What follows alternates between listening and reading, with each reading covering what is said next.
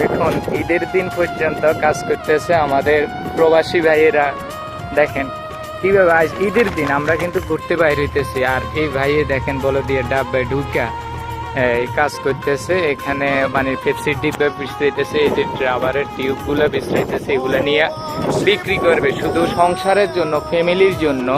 দেখুন এই পলো দিয়ে ডাব্বা প্রবাসী আজ ঈদের দিন পর্যন্ত শুধু ফ্যামিলির জন্য কষ্ট করতেছে। আমরা প্রবাসী কি যে কষ্ট করি দেখুন আপনারা, এত কষ্ট কইরা আজকে ঈদের দিন, সেই ঈদের দিন পর্যন্ত যার কোনো মানে অন্তি নাই, যে দুঃখের কোনো কি বলবো ভাই, আমার মুখের আসলে মানে যে বলবো যে আমি বাসা হারিয়ে ফেলছি। যে একটা ঈদের দিন যে একটা ব্যক্তি সংসারের জন্য, আমরা প্রবাসী কি না করি, আমরা বাংলাদেশের রেমিটেন্সের জন্য যে প্রবাসে আসি, যে বাইরে পেপসি টিপে টোকাইতেছে বা রাবার এগুলো নিয়ে স্ক্যানার হিসেবে বিক্রি করবো আজ ঈদের দিন পর্যন্ত।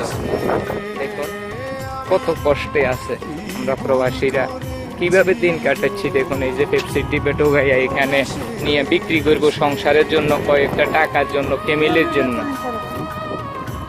ফ্যামিলির জন্য কয়েকটা টাকার জন্য আমরা প্রবাসে আসি কি করে। দেখেন এই ভাইটা, দেখুন আমরা প্রবাসে কত কষ্ট করি, দেখুন ঈদের দিন পর্যন্ত কত কষ্ট করতেছে।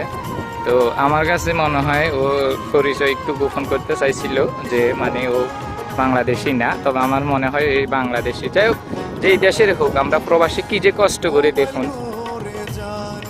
ধন্যবাদ, সবাই ভালো থাকবেন।